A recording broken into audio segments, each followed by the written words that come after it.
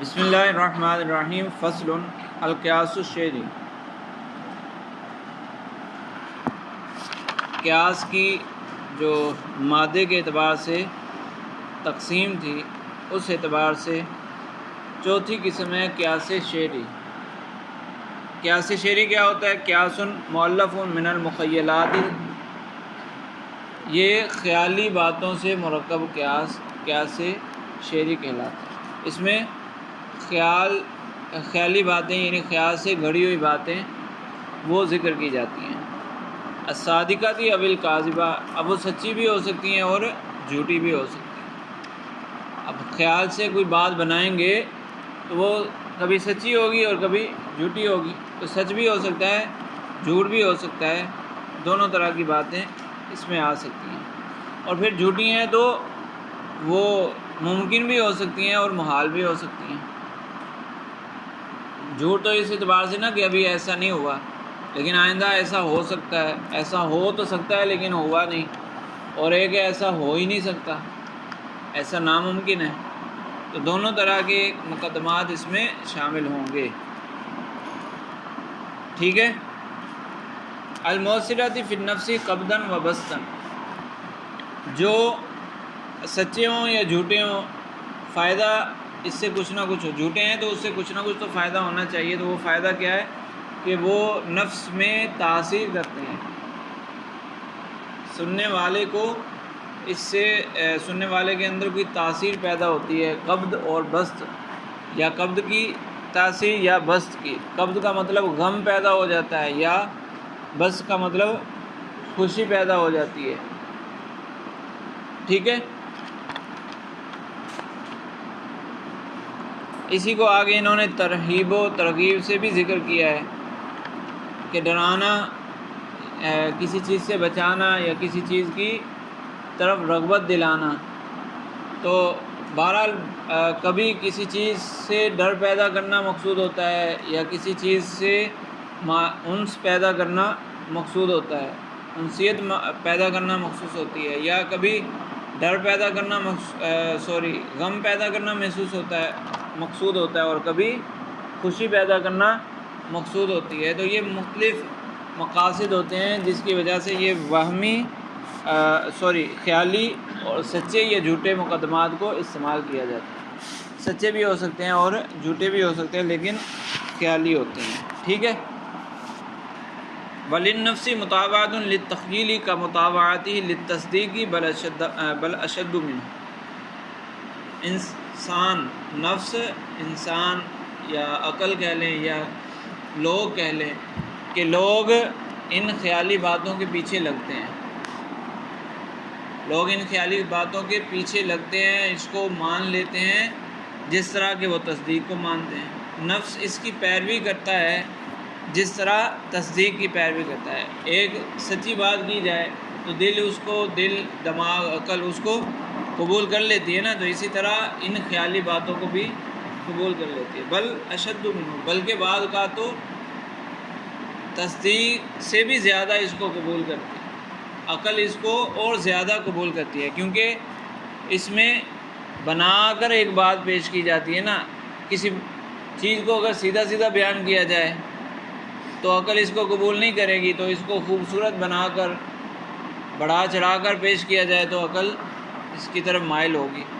تو یہ جو خیالی باتیں ہوتی ہیں چونکہ ان کا تعلق ذہن سے زیادہ ہوتا ہے نا، خیالی باتیں یعنی ذہن سے گھڑی ہوئی باتیں، جب ذہن سے تیار کی گئی ہیں تو دوسرا ذہن اس کی طرف آسانی سے متوجہ ہوگا، ذہن آسانی سے اس کو قبول کرے گا۔ سمجھ آ رہی کہ نہیں؟ وَالْغَرْضُ مِنْ هَذِهِ الصِّنَاعَةِ أَنْ يَنْفَعِلَ النَّفْسُ بِالتَّرْہِیبِ وَالتَّرْغِیبِ۔ اس کا مقصود کیا ہے پھر؟ جب یہ جھوٹی باتیں ہیں، کبھی سچی ہیں تو کبھی جھوٹی ہیں خیالی باتیں، اس سے مقصود کیا ہے؟ کہہ رہے ہیں نفس کے اندر ترہیب یا ترغیب پیدا کرنا۔ ڈرانا ترہیب کہلاتا ہے اور ترغیب رغبت دلانا۔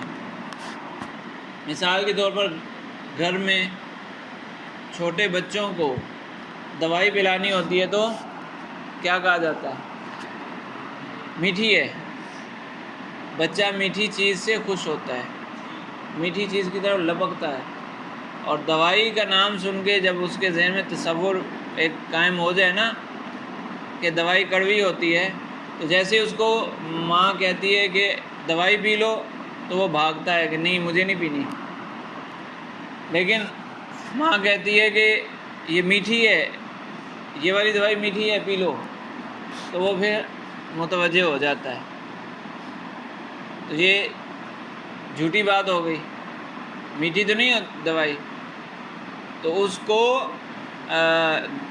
دوائی کی طرف راغب کرنے کے لیے جب میٹھی کا تو وہ اس کی طرف مائل ہو گیا، اگر میٹھی نہ کہتے تو اس کی طرف مائل نہ ہوتا، تو میٹھی کہہ دیا تو وہ اس کی طرف مائل ہو گیا۔ اسی طرح بچے کو چینی مل جائے گھر میں، وہ چینی کا جو باکس ہوگا جہاں چینی رکھی جاتی ہے بچے کی پہنچ میں اگر آ جائے تو وہ تو پھر اسی طرح کوئی بھی میٹھی چیز ہو جو بچے شوق سے کھاتے ہیں، ٹافیوں کا ڈبہ رکھا ہوا ہے، اگر اس کے ہاتھ وہاں پہنچ جائیں تو وہ تو چاہے گا کہ جتنی زیادہ سے زیادہ ایک ہی وقت میں کھا لوں تو اچھی بات ہے، تو پھر اس کو روکنے کے لیے کہا جاتا ہے پیٹ خراب ہو جائے گا، پیٹ میں کیڑے پڑ جائیں گے، اس سے بیماری ہو جائے گی، تو کبھی کچھ کہا جاتا ہے کبھی کچھ، تاکہ وہ اس سے ڈر جائے اور رک جائے۔ جیسے دانت میں کیڑے پڑ جائیں گے، جو ٹافی وغیرہ زیادہ کھاتا ہو تو تمہارے دانتوں میں کیڑے پڑ جائیں گے، اس طرح کی بات بھی کی جاتی ہے۔ تو مختلف باتیں ہوتی ہیں، وہ کوئی کس طرح کی بات کرتا ہے، کوئی کس طرح کی، ڈرانے کے لیے۔ اگر ویسے ہی بچے کو کہیں گے کہ ٹافی نہیں کھاؤ تو وہ نہیں مانے گا، لیکن جب کہیں گے وہ تمہارے دانت کالے ہو جائیں گے، تمہارے دانتوں میں کیڑے پڑ جائیں گے یا تمہارے پیٹ میں کیڑے پڑ جائیں گے، تو بچہ اس سے ڈر جائے گا اور وہ بچے گا پھر۔ تو اس لیے اس فن کا مقصد یعنی قیاس شعری کو استعمال کرنے کا مقصد کیا ہوتا ہے؟ اگرچہ اس میں جھوٹے بھی مقدمات ہو سکتے ہیں، تو مقصد کیا ہے؟ مقصد یہی ہے کہ کسی چیز کی رغبت پیدا کرنا یا کسی چیز سے روکنا، ٹھیک ہے جی حضرت صاحب؟ نہیں، یہ اجازت کب دی ہے کہ جھوٹ بول سکتے ہیں؟ یہ تو ویسے ہی بتایا جا رہا ہے نا کہ جھوٹے مقدمات اگر ملائے جائیں گے تو اس قیاس کو نام کیا دیا جائے گا؟ قیاس شعری۔ اگر ہمارے سامنے کسی شخص نے ایسا قیاس پیش کیا تو ہم کہیں گے یہ تو قیاس شعری ہے، جو کہ عقلی دلائل میں معتبر نہیں ہے۔ تو ہم نے سمجھنا ہے، یہ مطلب نہیں ہے کہ اجازت ہو گئی اب جھوٹی باتیں کرتے رہو، ایسا نہیں ہے، ٹھیک ہے؟ اچھا، وَاشْتُرِطَ فِي الشِّعْرِ أَن يَكُونَ الْكَلَامُ جَارِيًا عَلَىٰ قَانُونِ اللُّغَةِ۔ شعر بنانے کے لیے، یہ قیاس شعری بنانے کے لیے ضروری کیا ہے؟ شرط یہ ہے کہ وہ نحوی، صرفی، لغوی قوانین کے مطابق ہونا چاہیے۔ اچھا، شعر دو طرح کا ہوتا ہے، ایک جو ہمارے عرف میں جس کو شعر کہا جاتا ہے، ہمارے عرف میں شعر کس کو کہا جاتا ہے؟ جو ایک نظم کی شکل میں لکھا جائے، جس میں مصرعے ہوتے ہیں، ایک اس کو شعر کہا جاتا ہے، اور ایک یہ منطق والا شعر ہے، قیاس شعری۔ تو کہہ رہے ہیں کہ اچھا، یہ جو ہمارے عرف میں جس کو شعر کہا جاتا ہے وہ اسی قیاس شعری کی ایک قسم بھی بنتی ہے، کیونکہ اس میں ذکر کیا نا خیالی باتیں، خیالی باتیں سچی بھی ہو سکتی ہیں، جھوٹی بھی۔ تو اب خیالی باتوں کو اگر سیدھا سیدھا پیش کرو گے، دو طریقے ہیں اس کو پیش کرنے کے، یا تو سیدھا سیدھا پیش کرو یا وہ نظم کی شکل میں پیش کرو، مصرعوں کی شکل میں پیش کرو۔ تو مصرعوں کی شکل میں پیش کریں گے تو وہ ہمارے عرف میں رائج شعر بن جائے گا، اور اگر سیدھا سیدھا پیش کرو گے تو وہ منطقی شعر ہوگا۔ اور جو مصرعوں میں پیش کرتے ہیں وہ بھی منطقی شعر تو ہوتا ہے، لیکن وہ ایک خاص قسم ہے، صحیح ہے؟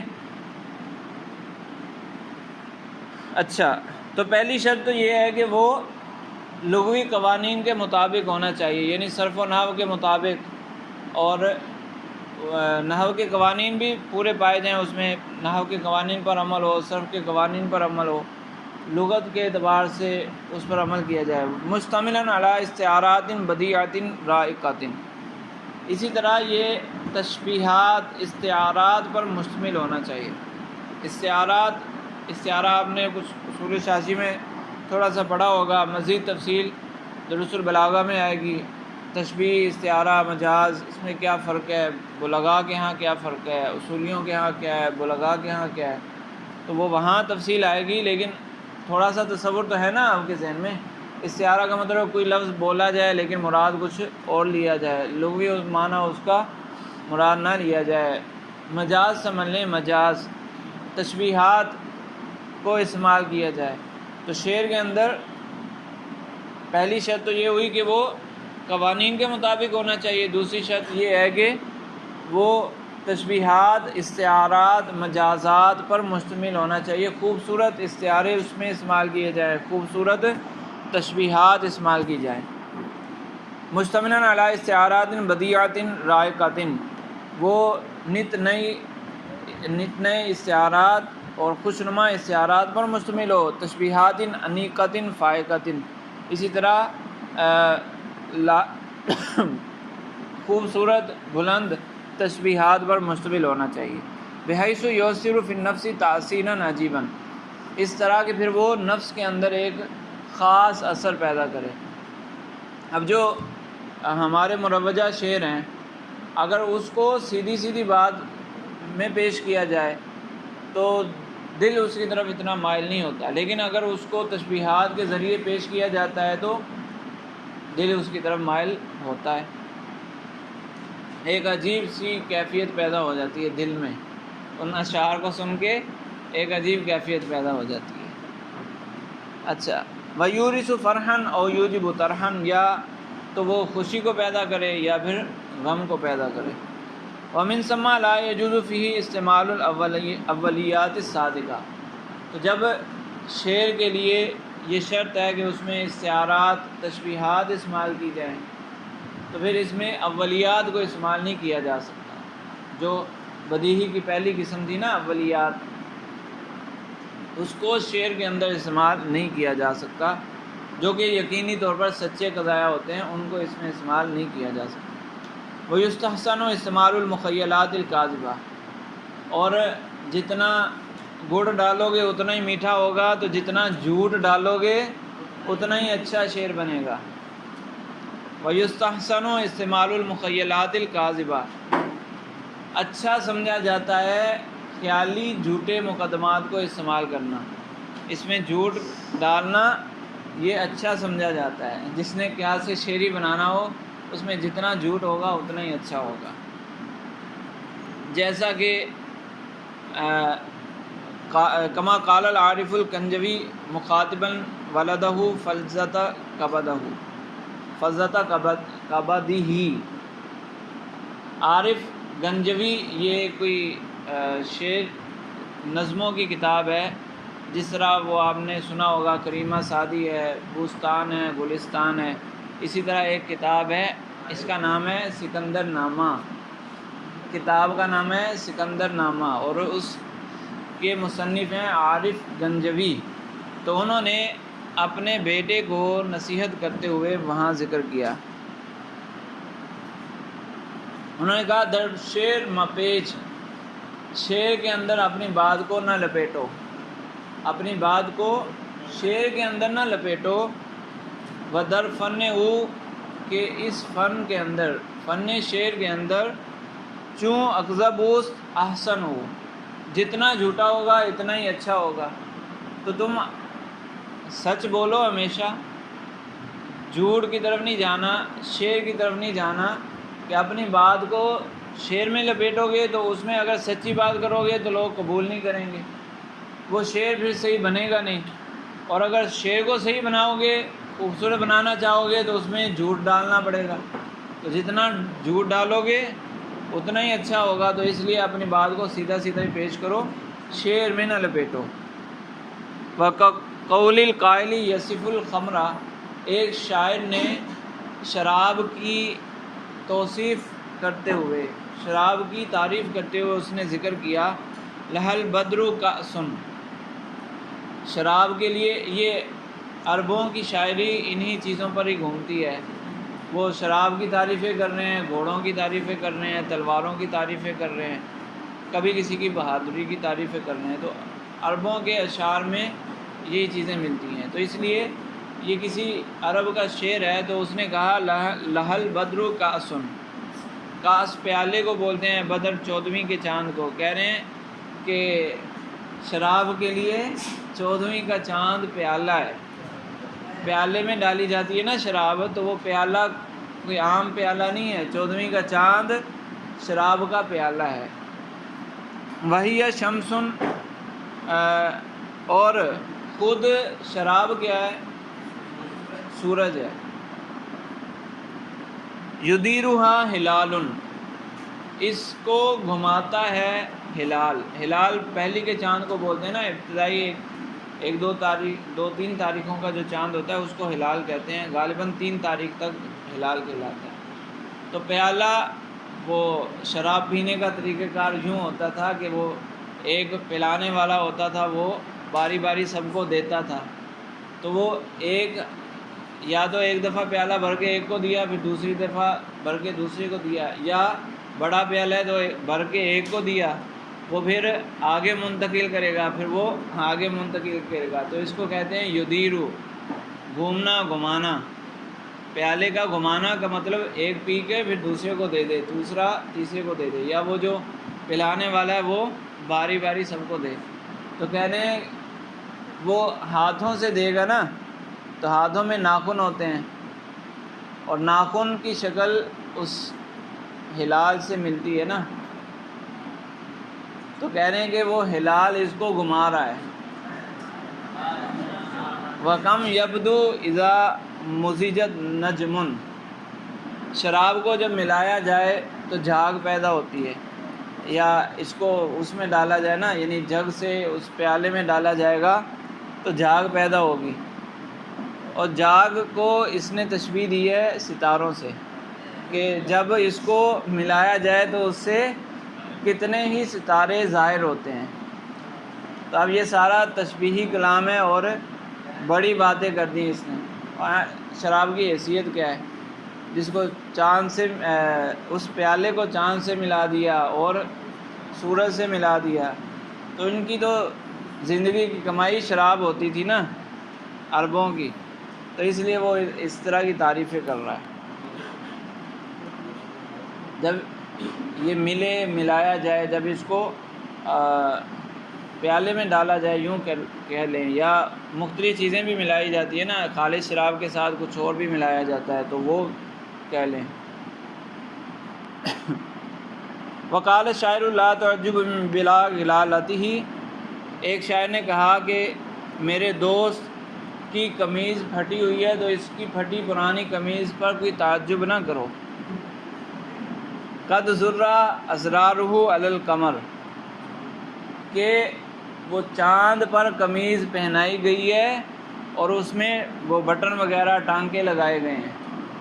تو چاند پر اگر کوئی چیز ڈالی جائے، وہ چیز اگرچہ پھٹی پرانی ہے، اس کو جوڑا گیا ہے، لیکن چاند کی وجہ سے اس کی بدصورتی چھپ جائے گی. تو کہہ رہے ہیں تم صرف اس کو دیکھ رہے ہو، قمیض کو دیکھ رہے ہو، اس کے کپڑوں کو دیکھ رہے ہو، جو کپڑوں کے اندر ہے وہ نہیں دیکھ رہے. فشبہ المحبوبہ بالقمر، تو اس نے اپنے دوست کو تشبیہ دی ہے کس سے؟ چاند سے.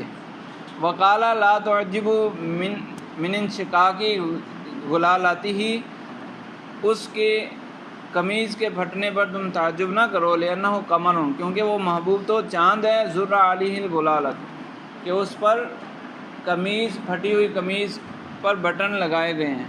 وَكُلُّ قَمَرٍ كَذَلِكَ فَغِلَالَتُهُ تَنشَقُّ، یا غلالتہ تنشقُ، کہ ہر چاند جو اس طرح کا ہو تو اس کی قمیض تو پھٹی ہوتی ہے.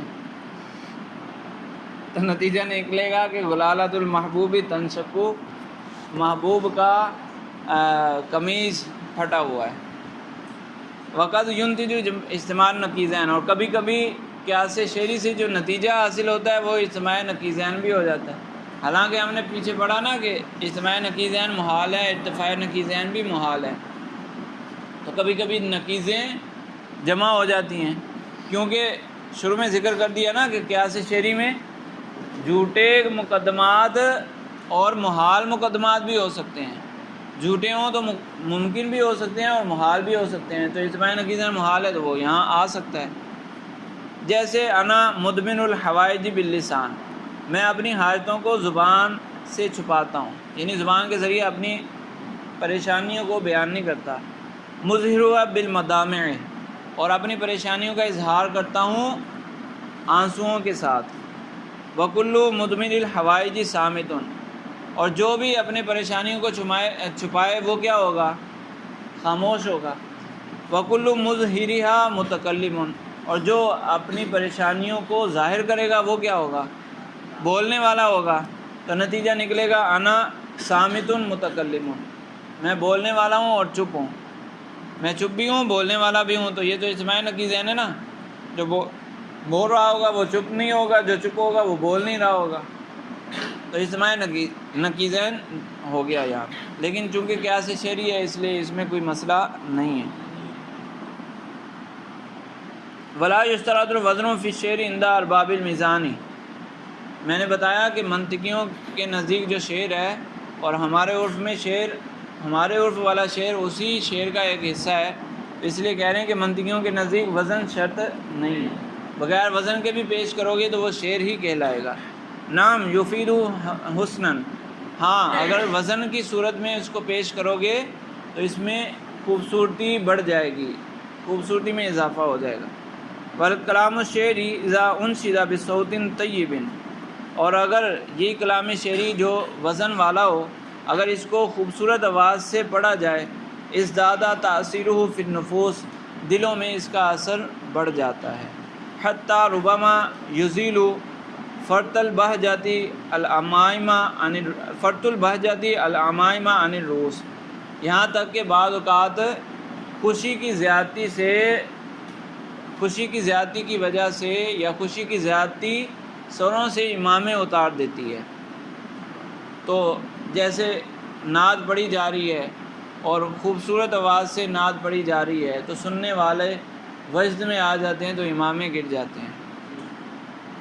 والاوائل من الحکماء الینانیین کانوا احرص الناس علی الشعر، اور ابتدائی حکماء جو یونانی حکماء تھے وہ شعر کے بہت زیادہ حریص تھے، ان کو شعر بہت زیادہ پسند تھا۔